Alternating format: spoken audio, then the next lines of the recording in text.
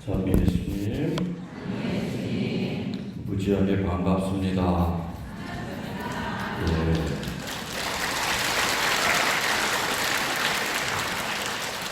어제 3.1절 우리 청주교구에서는 어제 미사를 3.1절 100주년 기념 미사로 청주교구 모든 성당이 복음했습니다.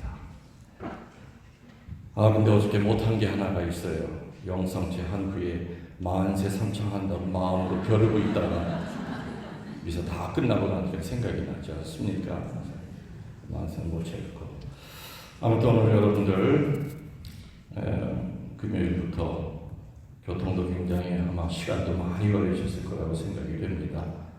그래서 저는 사실은 이렇게 빨간 글씨가 계속 있을 때는 아마 포기들 하지 않으셨을까. 너무 시간이 많이 걸리고. 근데 오늘도 2층까지 꽉 차셨네요. 아무튼 여러분들 참 대단하십니다. 오신다고 애쓰셨고.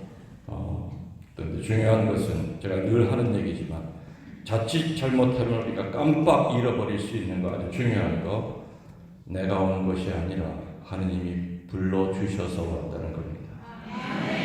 그래서 겉으로 보면은 다 우리들이 일을 꾸며서 누구 차를 타고 가느냐, 몇 명이 가느냐, 가서 우리 어디서 잘 거냐, 겉으로 보면 다 사람들이 일을 꾸며서 이 자리에 온 것처럼 보일지라도 아니라는 것이죠. 하느님이 허락지 않으면은 이 성지에 발을 디딜 수가 없을 겁니다. 그래서 우리들 모두는 선택받은 자들입니다. 은총의 밤 강론을 적어도 전 보름 전부터 준비를 시작합니다. 그래서 오늘 복음이 어린아이 얘기였죠? 그래서 한참 이제 막 준비를 하고 있는데 제가 이메일 한 통을 받았습니다. 그 이메일은 뭐냐면은 신부님께 공개 질문합니다. 공개 질문했으니 이번 은총의 밤 때 공개적으로 답을 해주시면 좋겠습니다. 은총의 밤 유튜브로 전 세계로 생중계가 되는 걸 압니다. 그래서 저희들도 반드시 보고 있겠습니다. 궁금하죠? 뭘 질문했을까? 자기는 왜 가톨릭 실업인회 있죠? 가톨릭 실업인회, 실업자회가 아니라 가톨릭 실업자회는 없어요. 가톨릭 실업인회는 있어도 실업인회 중에 한 사람인데 그냥 늘 돈과 물질을 가까이 할 수밖에 없대요. 회사를 운영하기 때문에. 근데 이제 가톨릭 신자들, 소위 사장들이 모여서 얘기할 때마다 우리 천주교에서 얘기하는 이 물질에 대한 것, 소유에 대한 이 개념이 뭔가. 그래서 신부님, 아무튼 이번 은총의 밤 때 소유물에 대한 크리스천적인 개념과 어떤 확신을 가지고 우리들이 크리스천 기업가로서 이 세상에 물들지 않고 빛과 소금으로 살아나갈 수 있을지 소유물에 대한 크리스천적인 개념을 좀 확실하게 좀 알려주셨으면 합니다. 이 방송 듣고 계실 그분 또 같이 듣고 있을 거라고 했던 그 많은 실업인 분들, 오늘 원래 복음을 제가 포기하면서까지 이 복음을 그분이 부탁하신 것을 제가 거기에 대한 질문에 대한 답을 준비했습니다. 어쩌면 이것은 이 물질에 대한 크리스천적인 개념과 이 확신은 비단 나한테 질문했던 그런 기업가의 그분만의 문제가 아니라 우리들은 살아가면서 늘 부딪히는 문제입니다. 영과 육의 부딪힘, 속과 성의 부딪힘, 물질과 정신의 부딪힘, 이런 많은 문제들이 있을 겁니다. 지금 얘기하는 것에 대한 답은 저는 4가지 정도로 요약을 했는데, 물론 여러분들이 다 들어본 거지만 일단 정리를 제가 일단은 했습니다. 그분이 원하셨기 때문에. 소유물에 대한 크리스천적인 개념과 확신이 있을 때 세상을 자신 있게 기쁘게 살아갈 수가 있습니다.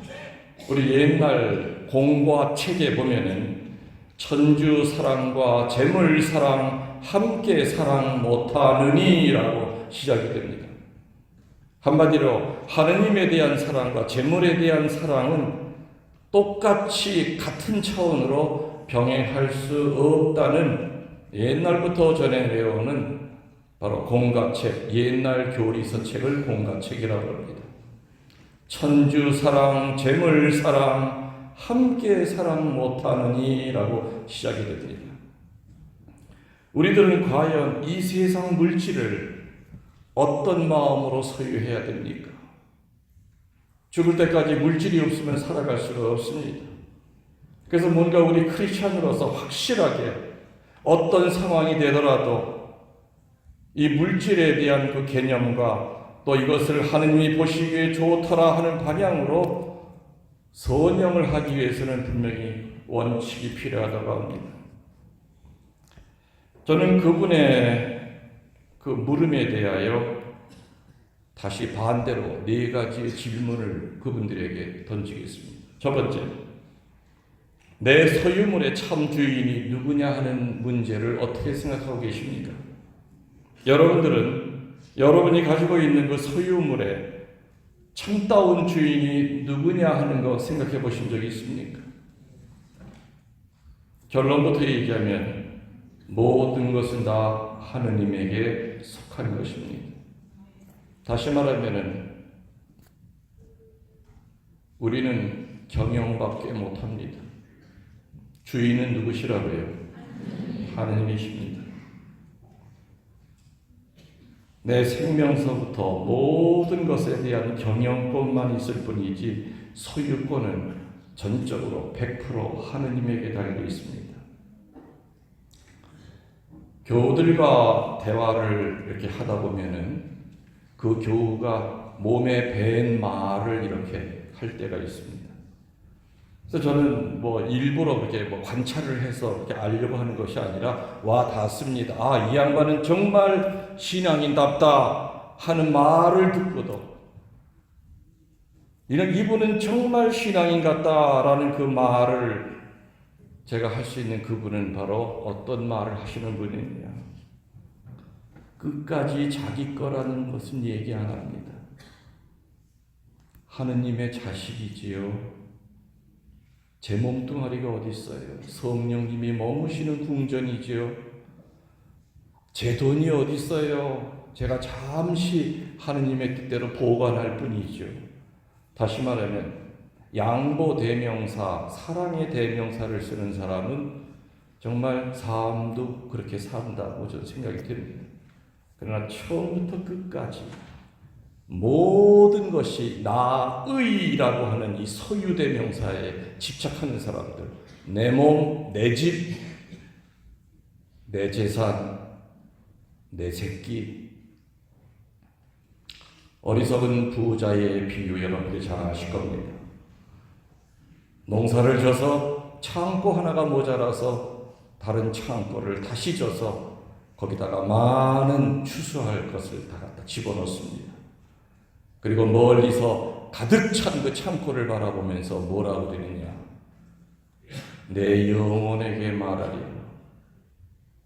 건방지지요. 영혼까지도 자기 거라 그럽니다. 내 영혼에게 말하리라. 이제부터 실컷 먹고 마시고 놀고 즐기자 라고 스스로 자축을 합니다. 그때 하느님의 목소리가 들리죠. 이 어리석은 인간아, 오늘 밤에 내가 네 목숨을 걷어간다면 저 창고에 있는 저 재물은 누구의 것이 되겠느냐? 너는 어찌 나에게는 그렇게 인색하면서도 네 자신에게는 어떻게 그렇게 관대하게 살아가느냐? 영혼이 어찌 자기 겁니까? 자식이 어찌 자기 겁니까? 자식은 하느님이 원하시는 대로, 하느님이 원하시는 그릇의 모양대로 부모들은 잘 키워주는 역할만 할 뿐이지 절대로 소유가 아닙니다. 머리끝에서 발가락까지 내 거라는 건 없습니다. 예수님은 여러 번 성서에서 그 기업가가 이 김신부에게 질문한 것에 대한 답을 굉장히 명쾌하게 이미 2000년 전에 하셨습니다. 어리석은 부자의 비유를 통해서 또 어리석은 청지기의 비유를 통해서 수도 없이 많은 얘기를 하셨습니다. 청지기는 뭐 하는 사람입니까? 주인의 재산을 관리하는 사람입니다. 주인이 원하는 대로 선용하는 사람입니다. 그런데 하물며 그 청지기가 주인이 없다고 하여 주인의 재산을 자기 것이냐 흥청망청 쓰다가 나중에 주인이 돌아오면 요절을 낸다라는 어리석은 청지기의 비유가 나옵니다. 또 어떤 청지기는 주인이 돌아오기 전에 나중에 쫓겨나고 난 다음에 어디 가서 좀 이렇게 빌붙을 장소를 마련하기 위하여 주인에게 빚진 사람을 지 마음대로 탕감해 주지요. 내가 너 어떻게 탕감해 주니까 나 나중에 쫓겨나면 너도 나한테 알아서 해. 주인이 어찌 그걸 모르겠습니까? 성서에 나오는 많은 비유를 통하여 이 세상 모든 것의 주인은 하느님이십니다. 나의 모든 것도 그 주인이 하느님이십니다. 우리는 관리인이요 겸손한 경영자일 뿐입니다. 관리인은 주인의 것에 대하여 욕심을 가져서는 안 됩니다. 대데레사 성녀는 그런 말씀을 하셨습니다. 홀로 하느님만이 나에게 족하다. 홀로 하느님만이 나에게 족하다. 하느님만 가지면 세상을 갖는 것이다. 어리석은 인간들은 세상을 가지면 하느님도 덤으로 따라오는 줄 압니다. 그건 하느님이 아니라 그냥 액세서리 하나, 취미생활 하나, 고상한 종교 하나 갖고 있는 것이지 세상을 가지면 하느님을 같이 덤으로 받는 것이 아니라 대데레사 성녀의 말씀처럼 하느님만이 홀로 내 전부이시다. 그리스도를 차지하는 소유하는 자는 세상 것을 다 소유합니다. 우상이 뭡니까 여러분들? 하느님보다 웃자리에 있는 건 다 우상 덩어리입니다. 여러분들이 하느님보다 자식이 더 웃자리에 있다고 생각된 건 자식이 우상일 겁니다. 근데 그 자식에게 축복 주는 분은 분명히 하느님인데 하느님을 자식보다 밑에 자리에 놓고 돈보다도 하느님을 밑에 자리에 놓고 어찌 축복을 달라고 그러겠는가? 내 소유물의 참 주인이 누구냐 하는 이 문제에 대한 지금 제가 얘기 드린 이 답을 여러분들이 가슴에 새기지 않고 또 어떤 상황에 나름대로 합리화를 시키고 살아간다면 우리는 영원히 죽을 때까지 우상 숭배에서부터 벗어나지를 못할 겁니다. 홀로 하느님만이 나에겐 족하다 하신 대데레사 성녀의 이 말은 첫 번째 질문에 대한 답이 될 겁니다. 두 번째로 영혼의 가치와 재산의 중요성이 부딪힐 때 문제가 발생합니다. 이럴 때 우리들은 어떤 태도를 취해야 됩니까? 영혼과 물질이 부딪힙니다. 하루에도 1년에도 수십 번 수백 번 부딪힙니다.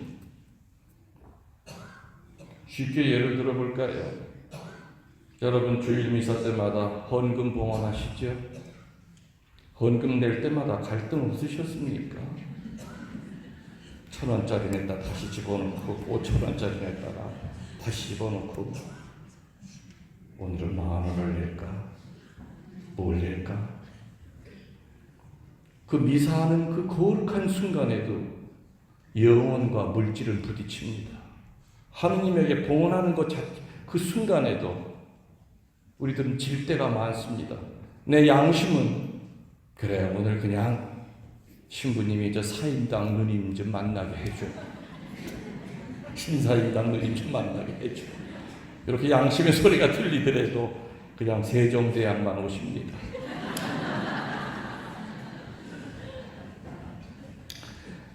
사람의 영혼이 인간의 소유물보다 더 중요합니다. 이 세상의 어떤 재물도 인간의 영혼만큼 중요한 것은 없습니다.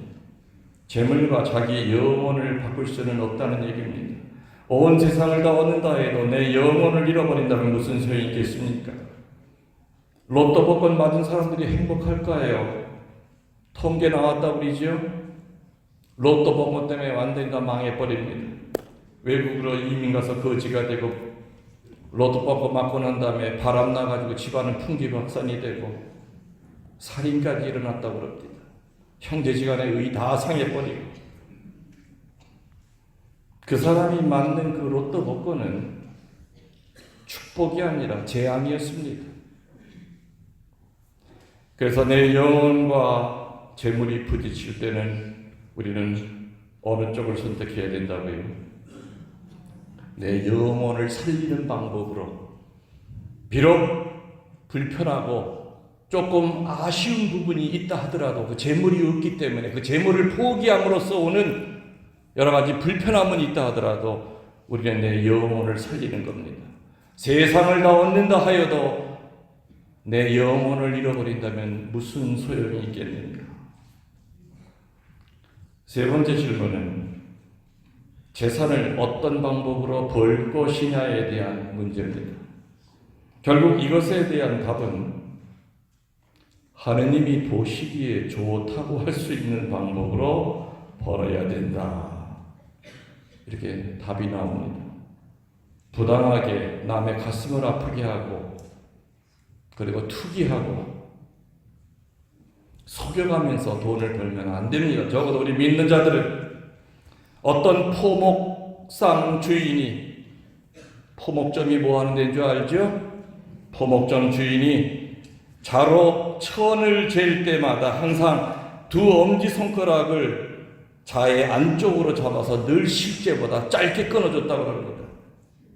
한평생을 그 사람은 항상 실제보다 짧은 천을 끊어줬다고 그랬죠. 그 사람은 그 천을 그렇게 끊을 때마다 자기 영혼을 떼어서 마귀한테 넣는 거였습니다. 돈통에다가 자기 영혼을 집어넣는 거였습니다. 정직과 희생과 명예에 의하여 버는 돈만이 하느님이 축복하시는 돈이 될 것임을 믿습니다. 부당하게 번 돈 가지고 어찌 행복을 바랄 수 있겠는가? 남을 속여가면서 사기쳐가면서 번 돈 가지고 해먹는 밥이 살이 되겠습니까? 해먹는 고기가 피가 되겠습니까? 재산을 어떤 방법으로 벌 것이에 대한 문제는 아주 자명합니다. 하느님 보시기에 좋은 방법으로 다른 사람 가슴 아프게 하지 않고 부당하게 하지 않고 속이지 않고 정당하게 땀 흘려서 벌어야 됩니다. 마지막 네 번째 질문은 그러면 재물을 어떻게 사용할 것인가에 대한 문제입니다. 재물을 사용하는 데는 여러 방법이 있습니다. 첫 번째, 소유한다는 것에만 만족감을 갖고 전혀 죽을 때까지 돈 한 푼도 쓰질 않고 그저 소유만 하다가 죽는 사람이 있습니다. 그래서 어떤 이들은 죽고 난 다음에 보니까는 이불 밑에, 장판 밑에 그 밥을 먹으면서 굶어 죽었는데도 불구하고 그 굶어 죽은 사람 집을 청소하다 보니까 장판 밑에 5만 원짜리가 수도 없이 깔려 있었대. 모으기만 했지, 감추기만 했지, 그 재물을 써보지도 못하고 그렇게 죽는 사람이 있습니다. 그냥 소유하고 있다는 것에만 만족감을 갖고 흐뭇하고 뿌듯한 마음만 갖고 살지 본인 자신에게도 쓰지 못하고 다른 이에게도 쓰지 못합니다. 아까워서. 이게 첫 번째. 두 번째는 완전히 이기적으로 사용할 수가 있습니다. 자신의 재물을 온전히 이기적으로만 쓸 수 있습니다. 세 번째는 악하게 사용할 수가 있을 겁니다. 고리대금, 뇌물, 남을 부패시키는데 들어가는 돈, 남을 망가뜨리는 데 쓰는 돈, 이런 것들은 악한 데 쓰여지는 돈입니다. 부정한 돈입니다. 마지막 네 번째 재물은 가난한 이들의 행복을 위하여도 내가 가진 재물을 쓸 수 있다는 겁니다. 우리 인간들은 자신의 경제적인 독립과 다른 이의 행복을 위해서 재물을 선용해야 됩니다. 지금 드린 이야기는 여러분들이 평상시에 본당에서 많이 들었던 얘기지만은 저는 정리를 다시 해드렸습니다. 첫 번째는 뭐 질문했죠? 내 소유물의 참다운 주인이 누구신가에 대한 답을 내가 하는 것이 아니라 여러분 각자가 하셔야 된다는 겁니다. 정답은 이미 알려드렸습니다. 내가 갖고 있는 소유물의 참 주인이 누구라고 그랬다고요? 하느님 아버지십니다. 우리들은 청직이요, 그리고 관리인이요, 경영인 뿐입니다. 그분이 다 하려고 하면은 찍소리 않고 무조건 내드려야 됩니다. 생명까지도 이제는 내놔라 그러면 우리 항의할 권리가 없습니다. 내드려야 됩니다. 두 번째는 뭐라고 그랬습니까? 영혼의 가치와 내 재물의 중요성이 부딪힐 때 우리는 뭘 선택해야 된다고요? 내 영혼이 사는 방법을 선택하셔야 됩니다. 주머니를 채우고 내 영혼이 쓰레기통에 떨어지고 구정물 속에 빠지는 그런 비참한 일이 없도록, 비록 그 재물을 포기함으로써 현실적으로 불편하고 어려운 건 있다 하더라도 그 영혼은 평화 속에 살 겁니다. 그리고 나중에 하느님에게 상을 받게 될 겁니다. 참 어려운 고비고비마다 정말 장하다, 정말 내 하느님의 뜻대로 살려고 무던히도 애를 썼구나. 세상을 다 얻는다 하여도 나의 영혼을 잃어버린다면 아무 소용이 없습니다. 세 번째 질문은 뭐였습니까? 재산을 어떤 방법으로 벌어야 되느냐? 정답이 뭐라고 그랬죠? 하느님 보시기에 좋다고 할 수 있는 방법. 하느님 보시기에 좋다고 할 수 있는 방법이 아닌 그 방법으로 재물을 득할 때는 일단 내 양심이 괴로울 겁니다.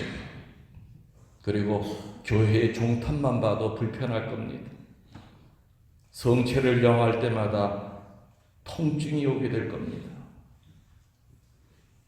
그래서 어리석은 토목점 주인처럼 그거 안쪽으로 몇 센치 잡아서 줄 끊어줘서 그게 무슨 천만금 돈이 된다고 한평생을 그 사람은 실제보다 짧게 끊어줬다고 그럽니다.